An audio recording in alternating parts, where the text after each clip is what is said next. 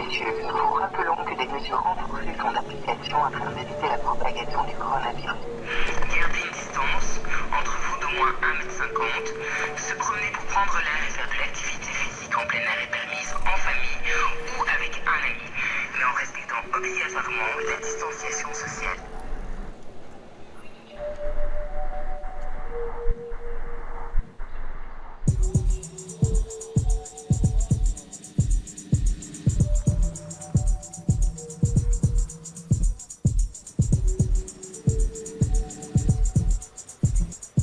Je m'appelle Zayla, je travaille à Diogène et je suis travailleuse de rue.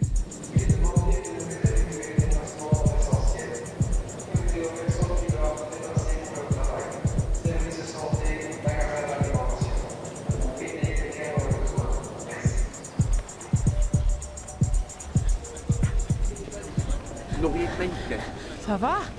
J'avais dit que je repassais. Oui. Déjà, tu fais 3 € déjà depuis 9 h au matin. Ouais. C'est normal ça ou... Non, non, c'est pas du tout normal. C'est pas du tout normal. Nourrit pas une mince. C'est pas vraiment rouge, hein? Je pense qu'il voit pas bien les couleurs. Pour moi, c'est vert, ça. Oui, mais ça... C'est la même chose. Mais non, c'est tous le... Et tu n'aurais pas une pièce pour boire un café. Ouais, non, ça, je peux pas te donner, malheureusement. Je peux t'offrir... Un café, alors, là.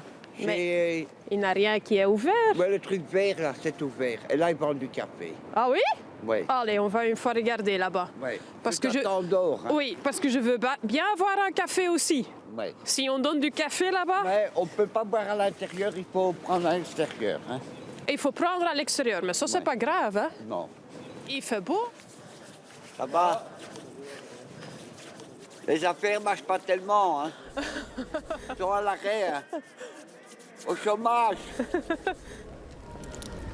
Allez, bon appétit, hein? Merci. Tu es souvent ici, je pense, non? Parce qu'ici, ça marche. Ici, ça marche? Oui. Tu as tes clients ici, je pense, hein? Oui, ça aide. Tous les restaurants du cœur sont permis maintenant. Ah oui? C'est ça qui est dégueulasse. Ils ne distribuent plus à manger non plus. La première semaine, c'était très difficile pour les gens de la rue de trouver à manger, trouver à boire, prendre une douche. C'était impossible. Donc là, on voyait vraiment en rue des gens qui avaient faim. Au début des mesures, beaucoup de centres ont vraiment fermé leurs portes tout à fait, un peu en panique, je pense. Aussi parce que souvent, ils travaillent avec des bénévoles un peu plus âgés. Et je pense qu'ils ont eu besoin du temps pour se réadapter, pour savoir comment on va faire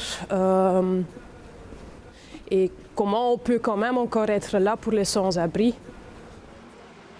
Bobo, ils ont adapté leur fonctionnement et ils donnent de la soupe. On peut charger le GSM là-bas. Ils ont tout à fait, avec le virus, ils ont changé leur fonctionnement. Vraiment, pour les sans-abri, c'est un centre de jour où normalement on peut venir pour plusieurs choses, des cours néerlandais, français, des cours ordinateur. Ils aident aussi à décourage. Un peu de tout. Ça va un beetje. C'est spécial, hein? Spécial. Beaucoup de centres s'étaient fermés la première semaine. Même 10 jours, la première 10 jours, on va dire. C'est du jamais vu, ça? Non, c'est du jamais vu. C'est la première fois. C'est très spécial. Et tu bosses depuis combien d'années? 15 ans. Oui. C'est particulier, oui. Les seuls gens qui restent, ce sont nos gens, en fait. Pour le reste, il y a un peu de passage, des gens qui vont faire des courses, mais pour le reste, c'est vide. Bruxelles est vide, sauf les sans-abri.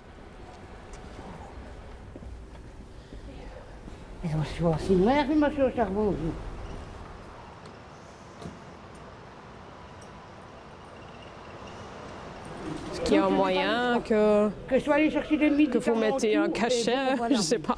C'est pas ça, il faut voir à l'intérieur parce que je suis même pas certain qu'ils vont vous le faire. Elle est périmée depuis quand? Depuis 20 mars. Vous aviez eu aussi un mois pour y aller. Il faut un rendez-vous. Et je n'ai pas de crédit sur mon GSM, rien, donc je ne sais rien faire. On a tout fait, ce qu'on pouvait faire. Mais ça, je m'en fous. Moi, j'ai besoin de mon argent. Bien sûr que je suis à la poste. Ok. Et où? On essaye. Tu montres juste ce papier-là et tu demandes de retirer de l'argent. Ça va? Bonjour. On vient de la commune, on vient de la police. Oui. C'est bloqué dans le système, c'est bien ça, pour madame. Alors il faut aller à la police, demander un nouveau document. Il ne le donne pas, on vient de là. On vient de là-bas. On a fait tout le tour. Je peux rien faire avec un document terminé. Ça ne m'arrange pas de faire ça. Il faut attendre ton rendez-vous mercredi. Il faut y aller mercredi. Je vais pas rester sans rien le week-end. ça. Oui, apparemment oui. Apparemment oui. J'attends mon bus. Hein. Oui. Je t'appelle lundi. Bonjour et bienvenue au logement de la région Bruxelles-Capitale. C'est plus compliqué parce que chaque service a adapté ses horaires, ils ont fermé, ils sont ouverts certains jours, des autres jours pas. Et c'est difficile à s'en sortir, même pour nous. Hein, on découvre avec les gens les services qui sont encore ouverts et les services qui sont fermés. Et on fait avec. Les gens sont stressés, plus stressés que d'habitude, je trouve. Oui.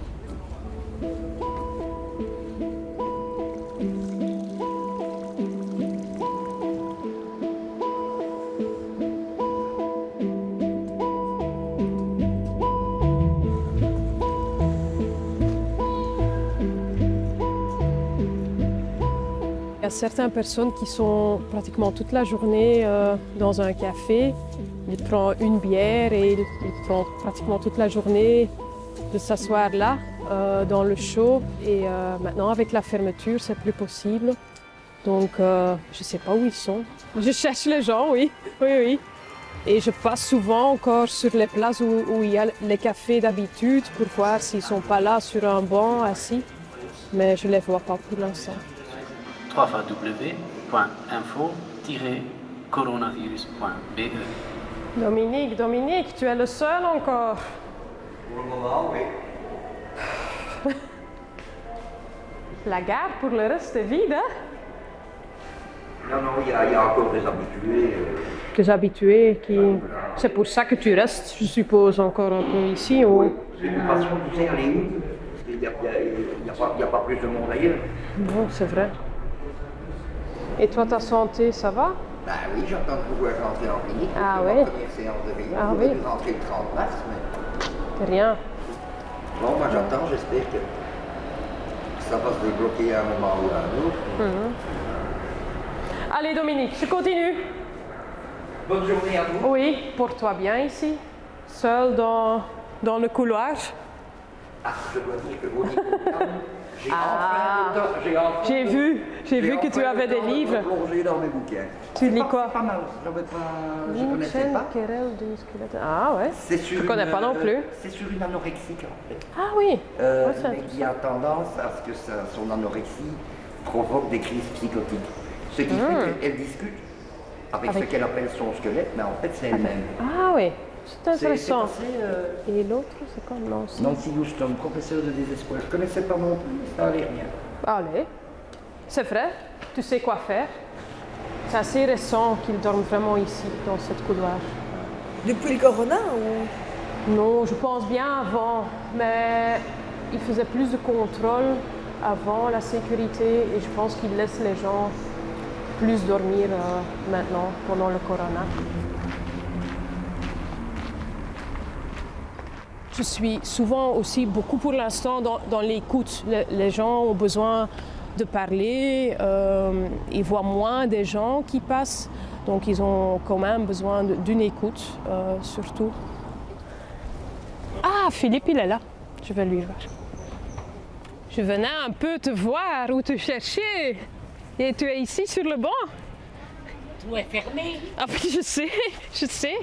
Comment tu vas? Très bien. Très bien.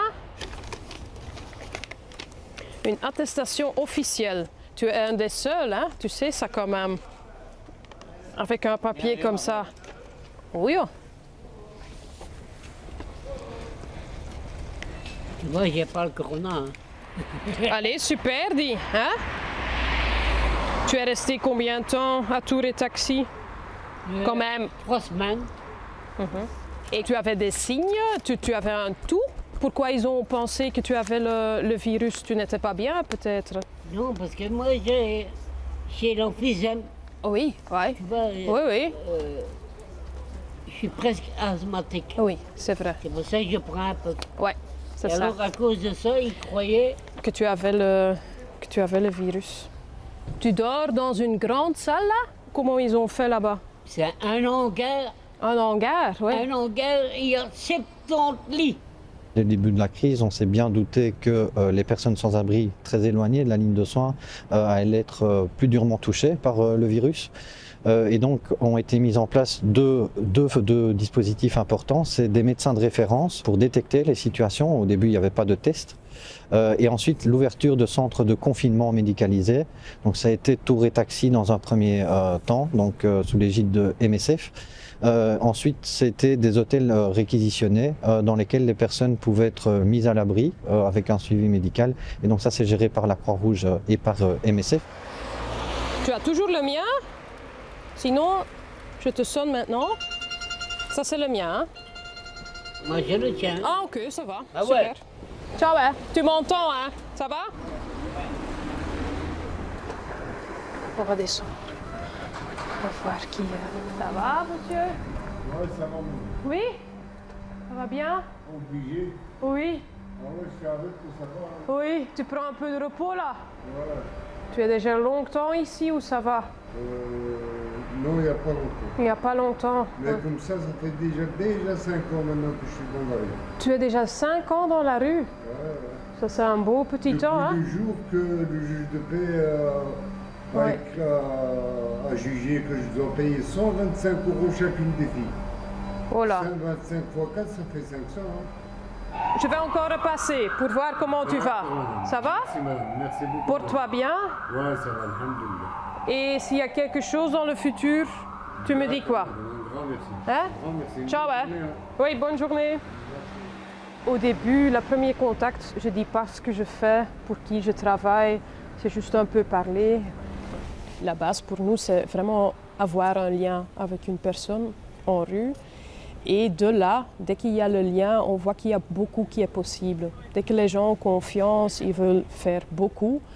Ils sont très déçus quelque part dans la société en général. Ils ont eu trop de ruptures et ils ont plus facilement de la confiance. C'est ça ce qui est très difficile. Parfois, ça prend vraiment des années qu'on dit juste bonjour, qu'on passe. Il n'y a pas grand-chose qui se fait. On passe seulement, on parle un petit peu, mais pas trop de la vie privée. Ça arrive. Et ça arrive que ça continue pendant des années. Et tout d'un coup, ça peut changer. Ils viennent avec une petite question comme ça. Et si on prend ça en main, j'ai l'impression qu'ils sont partis. Je vais lui parler quand même. Bonjour. On s'est vu la semaine passée. Ouais. Ouais. Ça va avec vous? Ouais, je me rappelle. Tu te rappelles? Ouais, je me rappelle direct. Quand je vois quelqu'un, je me rappelle de lui. Hein. Super. La dernière fois, tu avais beaucoup de choses. On m'a amené beaucoup de choses. Oui. Les gens qui travaillent à côté, ils m'ont amené à manger, ils m'ont amené des vêtements. Oui. Et maintenant, plus rien, quoi. Plus rien. Ils ont tout pris. C'est la ville qui a fait ça? Le nettoyage, peut-être? Oui, je sais pas. Ouais, à mon avis, c'est la ville. Hein. Et dit, tu n'as plus de couverture, tu n'as plus rien. Plus rien. Tu veux que je vais chercher? Une couverture?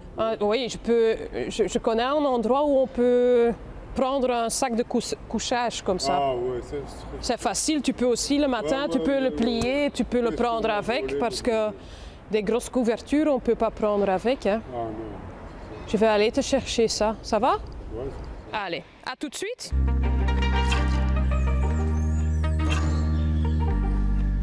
Hey Hanke. Onder de kast daar staat een zak met een dekentje in en ik heb dat nodig.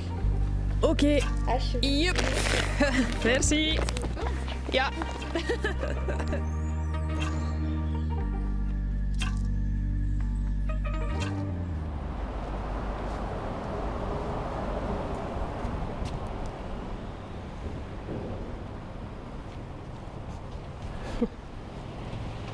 Vous laissez dormir.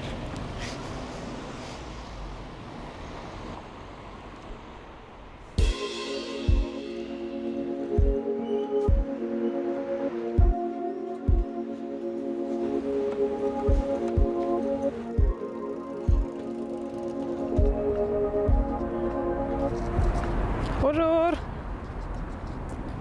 Ça va? Yeah, I'm from here. Yeah, I'm from Brussels. And you? You're speaking English, you're not? Frankfurt.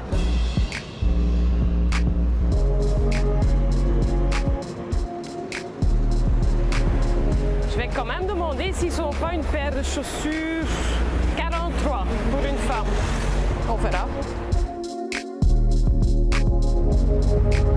64, 62, retour. Et on cherche quoi ici? Douche Flux. Ça fait très longtemps que je ne suis plus passée. Et donc, je cherche un peu le chemin. Et ils font beaucoup de choses. Hein. Ouais. Oui, les gens peuvent y aller, prendre une douche, laver les vêtements. Bonjour. Allez-y. Oui, merci. Ça me semble femme. Est-ce que si c'est ce qu'on a pour les dames? Ah, voilà. Ah oui. Voilà. Ok, ça va, je vais regarder. Hein. 37. Oui, oui. 37. 42.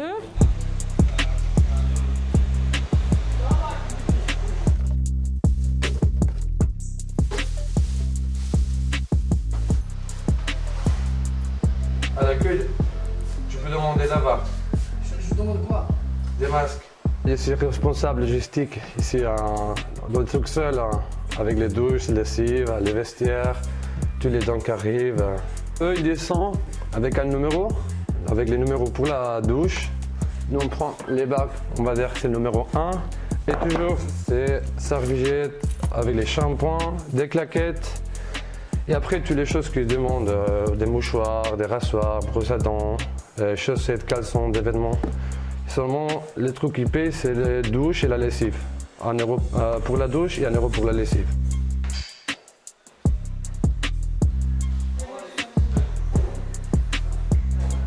C'est pas cher. C'est un truc, c'est valable pour tout le monde. Même les personnes qui sont dans la rue STF comme moi. Oui. C'est qui ne trouve pas 2 euros par jour. C'est impossible. Au début de la crise sanitaire, Douche Flux est l'un des seuls centres de jour à être resté ouvert avec Obo. Dans les premiers jours du lockdown, la pression est montée d'un cran. Au début, c'était 1h30 du soir d'attente. Alors c'était un peu chaud, parce que les gens ils prenaient beaucoup son temps dans les douches, alors voilà. Ils étaient stressés, quoi. Ouais. Tout au début, ça fait 300, ils sont arrivés ici, ça fait 100, 120 douches.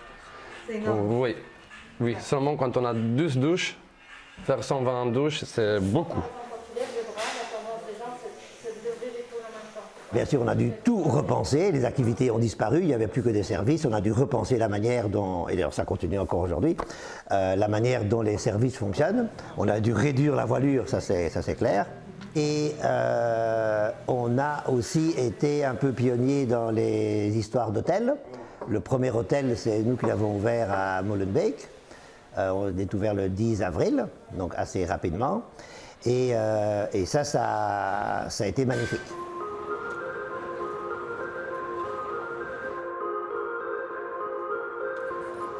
On va vers l'hôtel Solidaire, qui est un peu plus loin d'ici. Depuis fin avril, début mai, on accueille là des gens sans abri. J'ai une collègue qui travaille à Diogène, à Lilo, et pour les deux, ils travaillent aussi un peu dans l'hôtel. Ils trouvent ça génial. Salut! Salut Xavier! Viens rendre, on va discuter. Ok, merci. C'est la première fois que tu viens ici alors? Oui, c'est la première fois. Ouais, ça c'est le projet hôtel, ça. C'est cool, hein? Oui, c'est cool. Il y a une trentaine de personnes ici qui sont là, depuis 3 mois. Chouette. Ouais. Il y a eu plusieurs mises en logement, notamment hier. On est en train de préparer ça pour une famille, tu vois. Ils ont eu l'acceptation d'une petite maison sociale hier. Ils vont rentrer en logement dans les milieux de ce mois-ci. C'est un hôtel qui a été, je vais dire un mot, réquisitionné par la commune de Bruxelles pour pouvoir héberger des personnes en situation de précarité, surtout des personnes qui sont dans le sans-abrisme actuellement, durant cette période de Covid, et donc leur permettre d'avoir plus de sécurité, de pouvoir respecter mieux les normes d'hygiène et de sécurité qui nous sont imposées. Et surtout d'avoir une bulle d'air dans toute cette agitation et ce stress qui vient se rajouter à celui du quotidien, de pouvoir dire ok, là c'est bon, je souffle pendant un petit moment et je suis tranquille. On a reçu les clés comme ça, avec toute une confiance de la part d'un propriétaire, et elle vient voir tous les jours si tout se passe bien, elle est enchantée. À la base, le projet était jusqu'à juin, et il a été prolongé jusqu'à fin septembre. Et la propriétaire a vu que c'est vraiment impeccable, les chambres sont bien entretenues, tout est bien fait, qu'elle a accepté de prolonger jusqu'à fin décembre. Il ne s'agit pas de réquisition sèche, c'est à la fois apporter des infrastructures à un réseau sans-abri qui en avait besoin pour pouvoir intervenir et héberger, mettre à l'abri, et côté propriétaire, de pouvoir survivre à cette crise et de pouvoir obtenir le paiement en fait, effectivement, d'une intervention de la COCOM. Au niveau de l'îlot, on a vraiment ciblé les personnes qui étaient en forte demande, donc qui ne dorment pas dans des associations d'hébergement d'urgence comme le SAMU social, Pierre d'Angle ou quoi. Ces gens qui n'ont pas accès à ça, on a vraiment pris d'abord ces personnes-là. Donc ceux qui, vraiment, c'était un appel, même presque parfois un appel à l'aide de la demande, il faut un endroit où je puisse dormir. J'ai peur et tout, à ma santé, je suis faible et tout. Depuis que tu es ici, qu'est-ce que tu as pu faire? Déjà dormir bien? Ouais, dormir et tout. Je suis pas stressé pour les rendez-vous et tout. Je suis active et tout. Voilà. Quand je suis à la rue et tout, je suis fatigué. Même le docteur et tout, je laisse tomber. Mais maintenant, ça va. On est une collectivité, on est une communauté, on travaille ensemble, chacun met un peu sa main à la pâte. Et voilà, oui, c'est un peu un esprit familial. Maintenant, on reste toujours aussi dans cette optique de assez professionnel. On est travailleurs, vous êtes hébergés, mais on essaie de créer un lien de confiance très important parce que c'est un soulagement pour eux aussi de pouvoir se dire ok, je ne suis pas juste là pour rentrer dans ma chambre, manger, dormir. Je suis là pour jouer aux jeux de société, regarder la télé, écouter de la musique, papoter, fumer une cigarette ensemble. Voilà, il y a ce tout qui vient se construire autour de la base et franchement c'est vraiment très chouette. Now I have a shower, I have a private toilet and I'm fucking happy. On a l'avantage d'être ici au total 5 travailleurs sociaux qui sont là tous les jours, qui viennent d'associations différentes, donc avec un bagage différent, des petits filons à droite à gauche. Et l'idée, c'est de replacer un max de personnes en logement. Et l'avantage, encore une fois, c'est que comme on est avec eux tous les jours, on peut avancer hyper vite dans les démarches, mais vraiment super vite, que ce qui, je veux dire, dans la rue est parfois plus compliqué parce qu'il faut aller chercher la personne ou parce que la personne doit venir jusqu'à nous. Et là, on a vraiment le travail quotidien à la minute qui peut se faire, quoi. Je travaille pour Lilo et Diogène. Chez Lilo, je suis facilitateur logement, donc ça consiste à faire du coaching individuel et personnalisé et aider les gens dans toutes les phases de la remise en logement. Et au Diogène, je suis responsable logement. Donc ma mission commence en tant que responsable dès que la personne est en logement. L'avantage, c'est qu'à la base, je suis agent immobilier, je sais comment ça fonctionne, je suis professionnel et je peux les encadrer, les soulager, parce que ça demande beaucoup de temps et beaucoup d'énergie de chercher un appartement. Quelqu'un qui dort à la rue doit gérer où est-ce qu'il va manger, où est-ce qu'il va dormir, comment, etc., etc. Ici, ils arrivent, ils ont leur chambre, ils ont les repas, ils ont tout ce qu'il faut, ils ont toute une équipe de personnes qui sont là pour eux. Ça aide franchement. Tu cherches quelque chose? Oui, je cherche la liste de tous les candidats parce que l'ancienne liste, parce que maintenant il y a de nouveaux candidats et je dois préparer les statistiques et je dois faire en fait ceux qui sont rentrés en logement pour démontrer que le projet hôtel a été un franc succès et que ça a été bénéfique pour tous les locataires qui sont encore actuels dans l'hôtel. C'est tout. Bon voilà. Pour avoir des sous, des subsides. Aujourd'hui, c'est plus de 800 places occupées dans 9 hôtels en région bruxelloise. Et ça ouvre bien sûr des portes énormes, parce qu'il y a des milliers et des milliers de logements vides. C'est scandaleux. Je pense bien sûr aux logements sociaux. Ces hôtels sont en fait un accélérateur de réinsertion sociale. On se tient au courant, ça va? C'est un partenariat entre 3 assos, c'est ça? Diogène, Lilo et Doucheflux. C'est assez rare aussi? C'est la première fois. Je suis éducatrice pour Lilo, mais de base, moi, je travaillais en renfort au CLO, donc le centre de jour.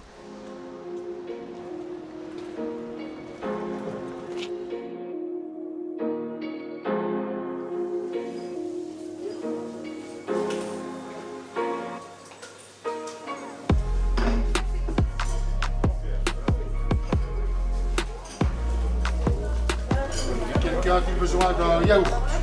Oui. Alors, bon, sérieux comme plat. Le repas du matin, c'est 1 €. Le repas du midi, 2 €, ce qui sont des sommes totalement dérisoires. La personne qui vient ici et effectue une tâche durant la matinée a son repas gratuit, de midi je parle, la douche, qui a du personnel qui s'occupe chacun de certaines démarches qui seraient nécessaires pour vous permettre de vous sortir des ennuis au cas où vous en auriez. J'ai eu le cas car je suis pensionné, c'est l'Office des pensions qui coupe les vannes. Et pourquoi? Parce que je n'avais plus d'adresse nulle part. Nous ne sommes plus qu'à 2 à table. On est distancés, séparés, pour éviter les problèmes de propagation de ce maudit virus. Chers amis, il est 12h45, c'est la fin du premier service. Je vous demanderai à toutes et tous de bien vouloir quitter le clos afin de faire de la place pour le deuxième service. Merci beaucoup. À midi, on sait nourrir que 16 personnes à la fois, donc on fait 2 ou 3 services le midi pour pouvoir nourrir un maximum de personnes. Donc sur une journée, on voit ici défiler 40, 50 personnes pour le moment, maximum, alors que d'ordinaire, c'est 70 à 80.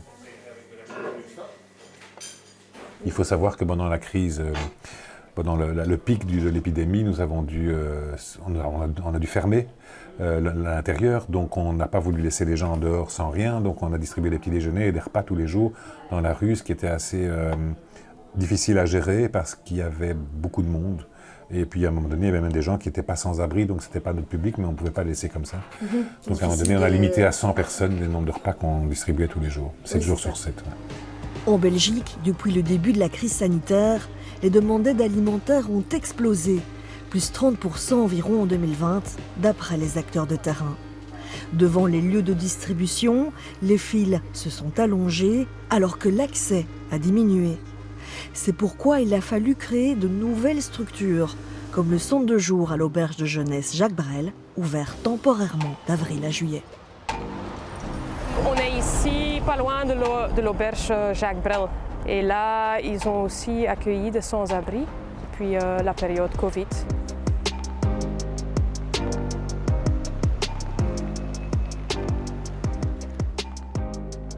C'est un centre coordonné par Médecins du Monde qui accueille 150 personnes par jour et qui propose différents services de base, donc des douches, des repas, des siestes, un accueil, des sourires, beaucoup de café.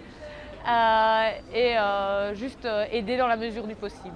On arrive ici à l'accueil où à l'accueil les personnes arrivent et elles reçoivent des tickets pour les différents services. Et aussi on répond à pas mal de demandes sociales. S'il y a d'autres choses, d'autres centres vers lesquels on peut te référer, pour après, une fois que le centre sera fermé ici, tu viens ici lundi et on en rediscute, ça marche? Donc ici on a la douche, donc les personnes arrivent ici avec leur ticket, on donne donc 70 à 75 douches par jour. Quand les personnes viennent pour la douche, on leur donne des vêtements propres. Ici, on est dans un espace où les personnes peuvent vraiment juste se poser, faire charger leur téléphone, être sur leur téléphone, écouter leur musique. Il ne faut pas parler trop fort, mais derrière cette porte, on a 10 lits où les personnes peuvent se reposer pendant 2 heures. Salut. Un petit check. Ici, on arrive dans le réfectoire. Donc ici, on a la cuisine où les personnes reçoivent le déjeuner. Et alors, on fait le lunch en 3 services, 11h, midi et 13h. On a toute une équipe de volontaires qui est là, qui est dispo pour servir les personnes.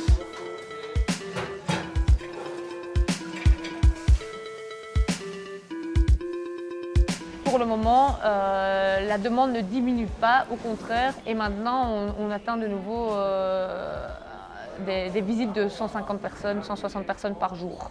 Il faut savoir aussi que la demande avec le confinement, elle a augmenté. Notamment, il y a un nouveau public qui sont toutes les personnes qui travaillent habituellement au noir, qui ont perdu leur boulot puisque les entreprises dans lesquelles elles avaient l'habitude de travailler ont dû fermer leurs portes. Et donc tous ces gens qui avaient déjà un métier hyper précaire sont vraiment retrouvés sans rien. Au départ, on avait principalement un public de Belges précaires et de plutôt ce qu'on appelle les migrants économiques, donc plutôt des personnes d'origine maghrébine qui sont là depuis des années en Belgique. Et puis au fur et à mesure, le public s'est vraiment mixé et maintenant on a de plus en plus de personnes qui sont migrantes en transit. Et donc là, on a vraiment un public très très très mixte, ce qui est assez rare en fait de manière générale hors Covid. Ce sont des publics qui ne se mixent pas vraiment. Je suis venu, ça fait plus ou moins 1 mois que j'ai commencé à venir ici. Et franchement, j'aime bien. La vérité, j'aime bien parce qu'on est bien entouré, c'est une bonne équipe, il y a des bénévoles. Et ils nous aident pour plein de démarches. Hein. Pour plein de démarches, ils nous aident, ils cherchent sur Internet pour nous, des administrations, ils nous guident pour aller dans des endroits et tout. Et moi, j'aime bien, franchement. Et avec le confinement, c'était comme devenu un peu difficile. C'était très difficile, hein. Surtout pour les gens qui dorment dans la rue. La police s'arrêtait, ils disaient aux personnes il faut circuler, mais ils n'avaient pas où aller. Vous voulez qu'ils aillent où? Ils n'ont pas où dormir, ils n'ont pas où aller. Les arrêtés Corona prévoyaient une sanction pénale et administrative en cas de non-respect du confinement. Or, on sait par définition que les personnes sans abri n'avaient pas de logement et donc étaient incapables de rester chez elles, ce qui veut dire pour moi de 2 choses l'une.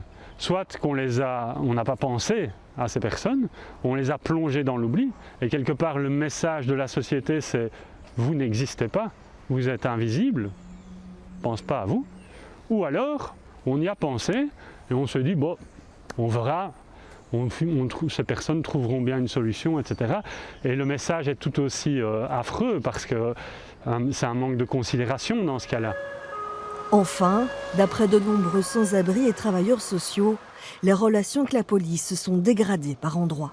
Certains lieux de la ville, on assiste à une montée en puissance des tensions entre la police et les habitants de la rue. On a assisté à des intimidations, à des insultes, à des menaces, à des arrestations parfois violentes ou à l'utilisation de moyens disproportionnés par rapport aux problèmes qui étaient rencontrés.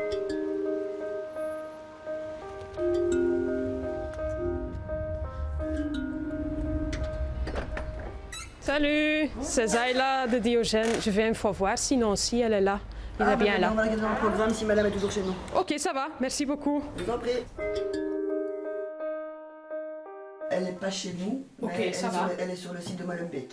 Ok, ça va. Que de femmes. Ok, ça va. Merci beaucoup. Je vous en prie. Au plaisir. Oui. Vamos. Tout va bien? Tout va bien. On se voit après? Oui. Oui. Merci beaucoup. Mets le masque. Bonjour Anna. Bonjour Madame Céline. Comment ça va? Ça va bien, merci. Ça va bien aujourd'hui? Oui. On a une capacité d'accueil de 110 personnes et on a dû les réduire. Là, on a une capacité de 86 personnes inscrites qui peuvent dormir avec une distanciation sociale respectée. Vu le confinement aussi, les personnes devaient rester en chambre, donc 24 heures sur 24, devaient être dans notre structure d'accueil. Et donc par rapport à ça, de nouvelles mesures ont dû être prises aussi. Pour le rempart, pour notre site, pour mon site ici, c'est vraiment la vulnérabilité qui va primer. Vraiment, c'est vraiment important on va héberger les personnes les plus vulnérables, donc les personnes âgées, les personnes ayant un problème médical sévère ou très jeunes justement, ou des problèmes de santé mentale importantes. Voilà, ça c'est de la grande vulnérabilité et donc ces personnes-là auront priorité malheureusement sur les autres. Comment ça va, mamie? Bonsoir. Un peu d'eau? Da? Vas-y. Bonjour.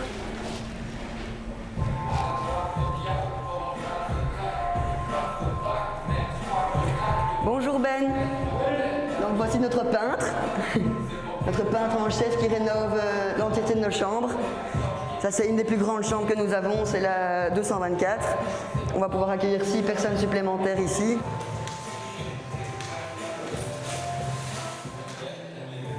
Ça va Vladimir? Oui. Ton masque il est où?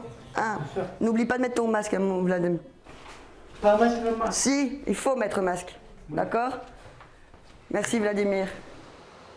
Sur l'ensemble du réseau, la pleine capacité du SAMU, 1 millier de places, a été maintenue bien au-delà du plan hiver, durant l'été et l'automne. Un fait exceptionnel. Mais le réseau est déjà saturé. En tout cas, ce qui est clairement objectivé, c'est qu'on refuse des gens tous les jours et que donc les structures sont complètes et donc il n'y a pas assez de place globalement. Par contre, pour ceux qui ont une place, le quotidien s'est amélioré en passant un accueil 24 heures sur 24 avec moins de monde par chambre aussi. Enfin, le Covid a permis au SAMU de créer un centre pour femmes dans un bâtiment du Parlement européen au Square de Mus. Je suis arrivée en Europe. Je connaissais personne et disons, j'ai été hébergée par quelqu'un et après cette personne a voulu faire des choses que je n'ai pas voulu et cette personne m'a mise dehors. Le confinement a augmenté notamment les victimes de violences intrafamiliales. On a tout de suite réalisé la valeur ajoutée de ce centre et l'énergie qui sortait des différentes activités auxquelles participaient les femmes, cette capacité que le fait d'être juste entre elles dans un espace sécurisé, sans hommes, leur permettait de reconstruire des projets. On était chacune par chambre et quand la pièce elle est bien grande, c'était 2 personnes, pas plus. Mais la majorité c'était une femme par chambre.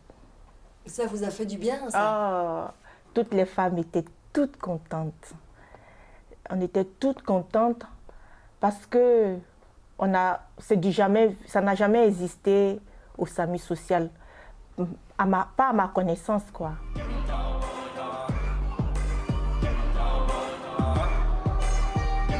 Le deuxième point, c'est qu'on restait sur place. Quand on était dans l'autre centre, au Point Carré ou au Petit Rempart, là-bas, on reste la nuit et le lendemain, à 8 heures, on devait quitter le centre avec les bagages. Donc, on les trimballait toute la journée et on revenait avec. Parce que si tu laissais, on jetait. Parce qu'il y a des gens on ne sait pas ce qu'ils ont dans leur sac, tout ça. Voilà. Donc, là-bas, au centre d'hébergement d'Emmaüs, on était seuls dans la chambre et on avait tout sur place. On ne sortait plus avec nos bagages et on pouvait rester toute la journée à dormir, tout et tout. Personne ne venait nous déranger. Et donc vous avez enfin pu vous reposer, ça faisait longtemps ça? Ah oui, il y a des gens qui quand on est arrivé, moi je suis restée 2 jours dans ma chambre sans sortir dehors. Et il y a certaines qui sont restées plusieurs jours et ça a fait du bien. Et ça se reflétait sur le visage des femmes, sur le visage, sur le physique. et sur l'humour. À la fin de l'été, une partie des femmes a déménagé ici, à Molenbeek, dans un ancien home. Ce qui nous plaît ici, ce sont les douches et les toilettes qui sont dans les chambres. C'est comme on a notre petite intimité, quoi. C'est là mon lit.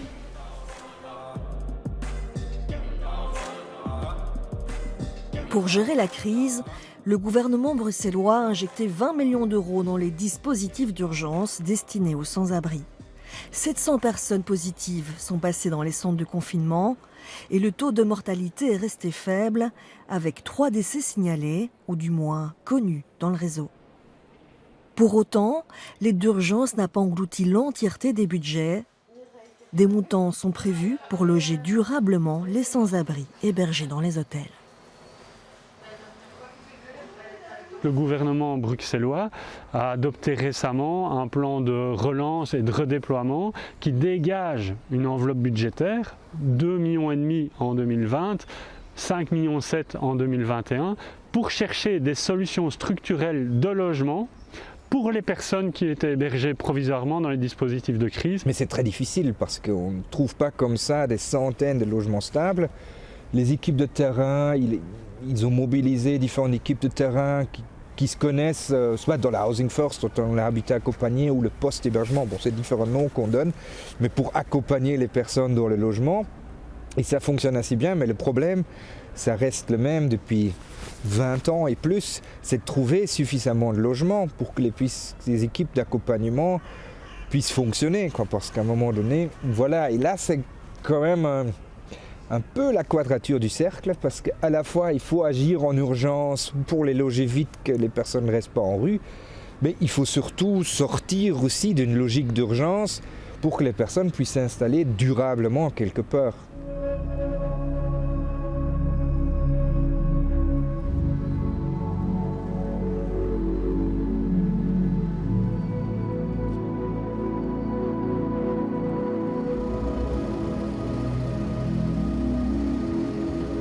Février 2021. Un manteau blanc recouvre la capitale. Le thermomètre plonge plusieurs jours de suite en dessous de zéro. Dans le contexte de la vague de froid, des mesures sont prises pour venir en aide aux sans-abri. Des places d'accueil supplémentaires sont créées et les maraudes sont renforcées. Bonsoir. Salut Cécile. You need something to eat, to drink. You want a coffee, a tea? Maybe sandwich for A sandwich. morning. Okay. Here you are. No soup, no. No? It's not a soup, it's a dessert. When living for the street, it's not very close. It's not.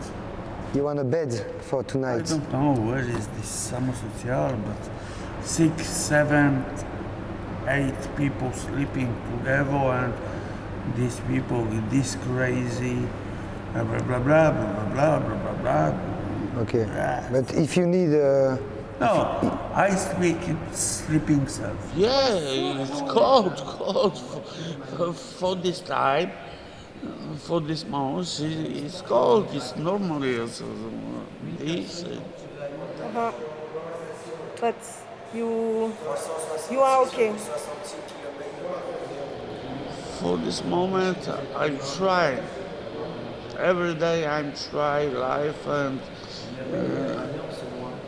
looking okay, but it's not okay. I don't have card medical, but I must be doing for medical for my Nikes, for my skin, for everything, because I'm sleeping for the street. Every day I'm on the street and the street life.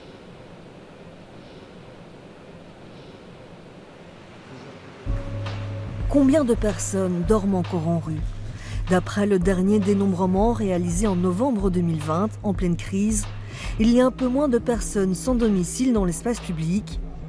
Mais globalement, le nombre de sans-abri mal logés continue à augmenter à Bruxelles. Une hausse de près de 28% en 2 ans. Ces 5300 personnes qui ont été dénombrées, Ça concerne des situations multiples. C'est des personnes en rue, mais pas seulement. Elles sont minoritaires en fait dans cette photographie. Un point d'attention et de vigilance qu'on peut remarquer, c'est la hausse du nombre de personnes en squat et en occupation négociée.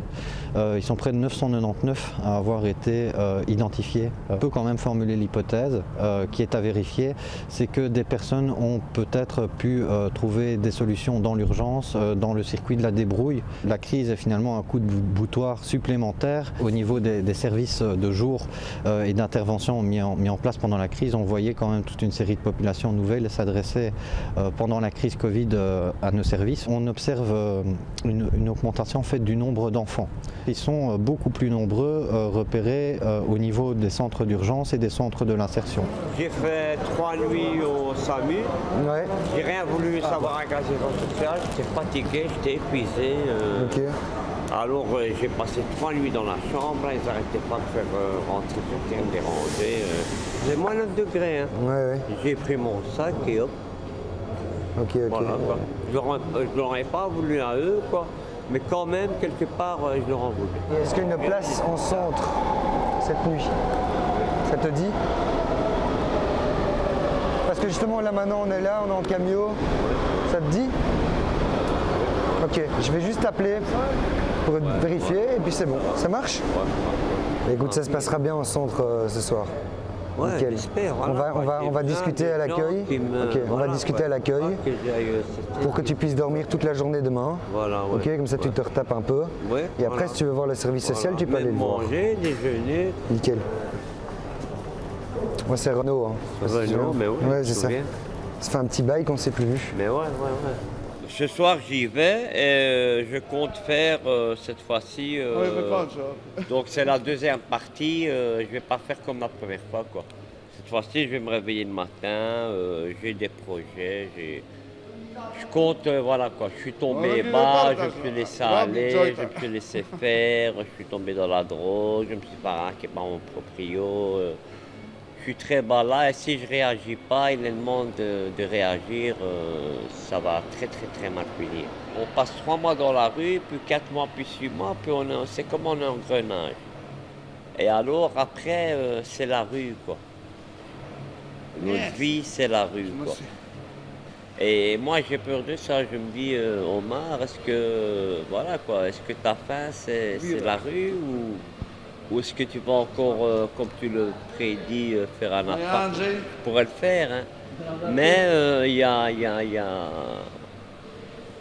Voilà quoi, il y a un pour et un contre. Je voudrais bien construire ma petite cabane, voilà quoi.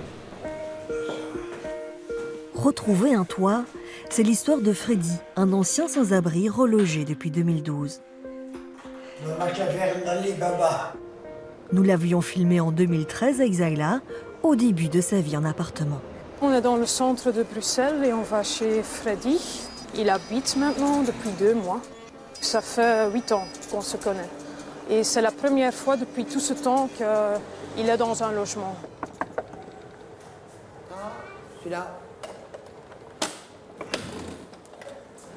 Bonjour. Bonjour, Dicky, voilà. Bonjour, Zayla. Sois le bienvenu. Comment ça va? Ça va bien. Et avec toi? Toujours aussi content, aussi heureux dans mon petit paradis. La seule chose que je vais encore faire la semaine prochaine, dès que j'ai le temps, prendre les mesures pour faire des rideaux, pour mettre des rideaux, comme ça je me sens moins à nu. Tout roule, comme on dit, roule, boule. C'est Zayla que je connais le plus longtemps, ça fait quoi, pour ainsi dire 8 ans. Elle me connaît du fond en comble, du haut en bas, du long en large, c'est elle qui me connaît le mieux. Vous savez, même que maintenant, pour moi, entre parenthèses, tout bien, tout va bien, c'est pas pour ça que j'oublie mon passé, pas du tout. Les périodes qu'on passe maintenant pour l'instant, ce sont des périodes, pour les gens qui sont encore à la rue, ce sont des périodes lourdes, très lourdes. Déjà en étant à la rue, on se sent diminué, on se sent amoindri. Nous, à présent, beaucoup de gens se plaignent de devoir rester confinés chez soi. Ben, quelque part, je me dis qu'on est encore heureux et content de pouvoir se confiner chez soi, d'avoir un chez soi. Et là, piou, piou, piou, piou, piou, piou. Hein? Une compagnie, hein? Comme en créole, mon lapin. La vie de rue, on est parmi les gens, tandis que quand je suis arrivé dans mon appartement, une des choses que j'ai fort ressenties, c'était une grande sensation de grande solitude.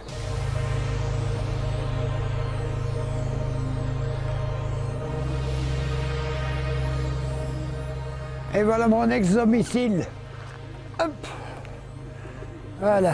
Le banc ici, là? Le banc, sur ce banc-ci. Et jamais un autre banc, c'était mon banc ici. J'ai vécu jour et nuit les derniers 8 mois de ma vie de rue que j'ai connue auparavant. C'était plusieurs choses, les ménages qui n'allaient pas bien, l'alcoolisme qui commençait à s'installer, le commerce qui allait moins bien. C'était plusieurs choses différentes qui s'accumulaient jusqu'à un moment donné que ça en arrive trop, qu'on ne voit plus le bout du tunnel et que, comme moi j'ai fait, en avoir un ras-le-bol parce que plus rien n'allait, ça m'était devenu beaucoup de trop, qu'on dit stop, hop, voilà. Et je suis parti pour la rue, sans savoir où arriver. Mais je n'aurais jamais pensé que ça aurait pris 8 ans. Parce que 8 ans, c'est long, c'est très long. Il faut retisser entièrement ta toile d'araignée nouveau autour de ton nid, hein? D'avoir des liens, d'aller à des choses, dans des événements, de participer, d'aller dans des centres sociaux. L'après-midi, ici, tout près mélanger le centre social pour personnes âgées. Kom binnen. Hallo. Hallo. Dag mevrouw Aisha. Dag meneer Freddy, hoe gaat het? Alles goed. C'est devenu presque mon deuxième chez moi, quoi. Allez.